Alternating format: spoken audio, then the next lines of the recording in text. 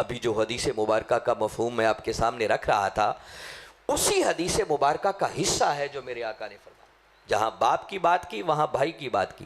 فرمایا جس خوش نصیب بھائی کو اللہ نے 3 بہنیں عطا کی، یا فرمایا 2 بہنیں عطا کی، اور وہ ان کے ساتھ حسن سلوک سے پیش آتا رہا، اچھی تعلیم و تربیت کا اہتمام کرتا رہا، تو فرمایا وہ خوش نصیب بھائی بھی میرے ساتھ جنت میں ایسے ہوگا جیسے ہاتھ کی 2 انگلیاں ہوتی ہیں۔ میرے آقا نے اپنا دستے مبارک انگلیاں کھڑا کر کے آقا نے یہ فرما کر بحثیت بہن عورت کے مقام کو نمایاں کر دیا۔ عورت کے لیے غیرت، بہن کے لیے غیرت، یہ اسلام کا دیا ہوا تحفہ ہے، ورنہ نالائق لوگ اپنی بہنوں کو بھی منڈیوں میں لا کے بیچ دیا کرتے۔ مگر یہ الگ بات کہ اس غیرت کے نام پر پھر ہم زیادتی کرتے، کوئی چھوٹا سا واقعہ پیش آ جائے بہن کو صفائی کا موقع بھی کوئی نہیں دیتا، یہ جہالت ہے۔ بہن کے مقام و مرتبہ کا اندازہ کرنا ہو تو ہمارے آقا صلی اللہ علیہ وسلم کی حقیقی بہن تو کوئی نہیں تھی، مگر آپ کی ایک رضائی بہن تھی، حضرت شیمہ رضی اللہ تعالیٰ عنہ۔ وہ حضرت حلیمہ سعدیہ کی بیٹی تھی، اور عمر میں ہمارے آقا صلی اللہ علیہ وسلم سے 7-8 برس بڑی تھی۔ اور ذرا چشم تصور میں لائیں نا، حضرت حلیمہ کا دیس ہوگا، بنو سعد کا علاقہ ہوگا، اور حضرت شیمہ جب ہمارے آقا کو سینے سے چمٹاتی ہوں گی، ان کو لوریاں دیتی ہوں گی، ان کو چومتی ہوں گی، تو وہ کیسا سہانا منظر ہوگا۔ اور اس علاقے کا رواج تھا کہ شام کے اوقات میں جب خواتین کھانا بنانے میں مصروف ہوتیں تو چھوٹی چھوٹی بچیاں اپنے بھائیوں کو لے کر باہر گلی میں آ جاتی اور ایک دوسری سے مقابلہ کرتی، کہتی لاؤ میرے بھائی جیسا بھی کسی کا بھائی ہے۔ ذرا سوچو نا، ایسے میں جب حضرت شیمہ کملی والے آقا کو لے کر آتی اور آپ کی زبان سے یہ جملہ نکلتا کہ اپنے بھائیوں کی بات کرنے والی ہو، ذرا میرے بھائی کو تکو اور بتاؤ میرے بھائی جیسا بھی کسی کا بھائی ہے، سب کی زبانیں بند ہو جاتی اور ہر کسی کو کہنا پڑتا کہ شیمہ تیرے بھائی جیسا کائنات میں کسی کا بھائی ہے ہی نہیں۔ اس مقابلے میں سب گھٹنے ٹیک دیتے۔ وقت گزرتا رہا، حضرت شیمہ کی شادی کسی قبیلے میں ہو گئی۔ ہمارے آقا صلی اللہ علیہ وسلم جب مکہ سے ہجرت کر کے مدینہ تشریف لائے تو حالات نے ایسا پلٹا کھایا کہ مسلمانوں کی اس قبیلے سے جنگ ہوئی، مسلمانوں کو فتح ہوئی، اور اس قبیلے کے بہت سے لوگوں کو جنگی قیدی بنا لیا گیا۔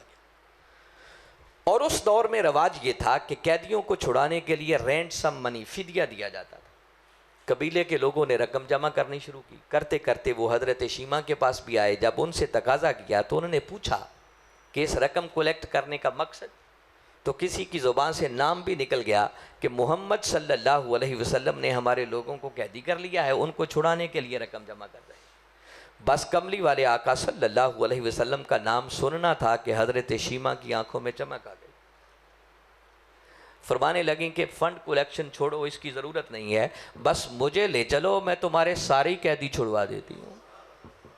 اب قبیلے کے لوگ حضرت شیمہ کو لے کر آ گئے، مدنی دور ہے، آقا کا خیمہ ہے، صحابہ کرام ننگی تلواریں لے کر پہرا دے رہے ہیں، اور حضرت شیمہ بڑے اعتماد کے ساتھ آگے بڑھتی چلی جا رہی۔ ایسے میں کسی صحابی نے آواز دے کر روکا کہ خاتون کدھر جا رہی ہے، معلوم نہیں؟ آگے کوچہ رسول آ رہا ہے، آقا کا نوری خیمہ آ رہا ہے۔ مگر حضرت شیمہ نے بڑے پورے اعتماد لہجے میں جواب دیا کہ نبی کی بات کرنے والوں، شاید تمہیں معلوم نہیں ہے میں کوئی عام خاتون نہیں ہوں، جس نبی کا کلمہ پڑھتے ہو مجھے اللہ نے اس نبی کی باجی بننے کا شرف عطا کیا۔ بس یہ سننا تھا، تلواریں سر نگوں ہو گئیں، نگاہیں جھک گئیں، اور آقا کو خبر دی گئی کہ آقا کوئی خاتون آئی ہے جو بہن ہونے کا دعویٰ کر رہی ہے۔ میرے آقا نے فرمایا ان کو اندر لایا جائے۔ بس جیسے ہی خیمے میں داخل ہوئیں تو آقا دیکھتے ہی پہچان گئے، وہ بچپن کی ساری یادیں تو فریش ہو گئی ہوں گی نا، اور چشم فلک نے وہ منظر دیکھا کہ ہمارے آقا صلی اللہ علیہ وسلم نے نہ صرف کھڑے ہو کر اپنی بہن کا ویلکم کیا، بلکہ ان کی عزت اور احترام کے لیے آقا نے اپنی کملی مبارک بھی بچھا دی۔ پوچھا بہن کیسے آنا ہوا؟ وہ عرض کرنے لگیں کہ اپنے قیدیوں کو چھڑانے کے لیے آئی۔ آپ فرمانے لگے زحمت کی، آپ محض پیغام بھیج دی، میں سارے ہی چھوڑ دیتا۔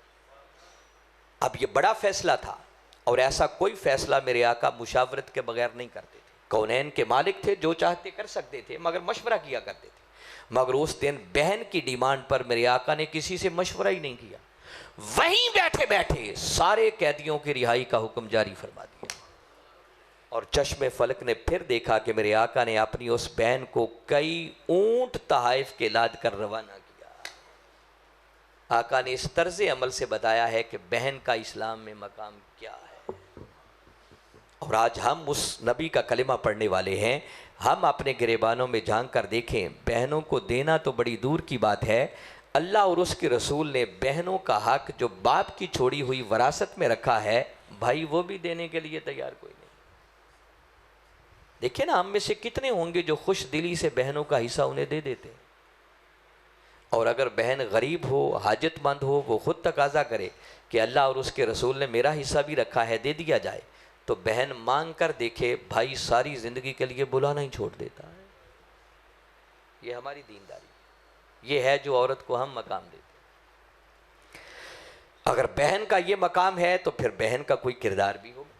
تو پہلا کردار پھر اسی طرح، میں اجمالاً باتیں کر رہا ہوں ورنہ یہ ایک ایک عنوان کئی گھنٹوں کی گفتگو کا تقاضا کرتا ہے۔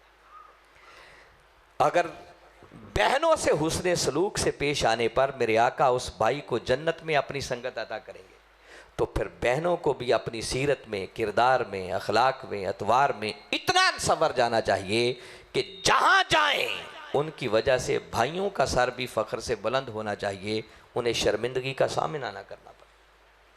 وہ گھر کی چار دیواری ہو، وہ کسی سکول، کالج، یونیورسٹی کا ماحول ہو، بازار کی شاپنگ ہو، یا حتیٰ کہ وہ سسرال چلی جائے، ہر جگہ پر ان کی سیرت اور کردار ایسا ہو کہ والدین اور بھائیوں کا سر فخر سے بلند ہو جائے۔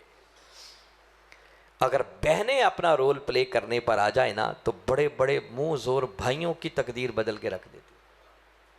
وہ ایک بہن ہی تھی نا جو عمر فاروق کی تقدیر بدلنے کا سبب بن گئی تھی۔ وہ تو ننگی تلوار لے کے جا رہے تھے نا، کوئی راستے میں ملا، پوچھا عمر کدھر جا رہے ہیں؟ کہنے لگے معاذ اللہ، اسلام اور بانی اسلام کا خاتمہ کرنے جا رہا۔ وہ کہنے لگے عمر پہلے اپنے گھر کی تو خبر لے لو، تمہاری بہن اور بہنوئی اسلام لا چکے۔ عمر وہیں سے پلٹے، بہن کے دروازے پر پہنچے، اندر سے قرآن پڑھے جانے کی آواز آ رہی تھی۔ دروازہ کھلا، عمر نے جاتے ہی مارنا پیٹنا شروع کر دیا۔ جب مار مار کے تھک گئے اور پھر بھی بہن کی استقامت دیکھی اور ان کی زبان سے سنا کہ عمر مار مار کے جان بھی نکال دو لیکن محمد عربی کا دین ہماری روحوں سے نہیں نکل سکتا، تلوار گر گئی، دل پسیج گیا۔ عرض کرنے لگے اچھا بہن ذرا سناؤ تو صحیح تم کیا پڑھ رہی تھی؟ بس بہن کی زبان سے قرآن کی آیات کی تلاوت سننا تھی کہ عمر فاروق کی تقدیر بدل گئی۔ وہ جو قتل کرنے آئے تھے خود محمد مصطفیٰ کی نگاہوں کا شکار ہو گئے اور عرض کرنے لگے عمر کو پکڑو، آقا کی بارگاہ اقدس میں لے چلو تاکہ کلمہ پڑھ کے دائرہ اسلام میں داخل ہو جائے۔ بہن کو کیسا وفادار ہونا چاہیے اس کی تفصیل میں جانے کا وقت نہیں ہے، صرف اشارہ کر رہا ہوں۔ بہن کی وفاداری کا منظر دیکھنا ہو تو میدان کربلا میں حضرت سیدہ زینب رضی اللہ تعالیٰ عنہ کا کردار ہمارے لیے مشعل راہ ہے۔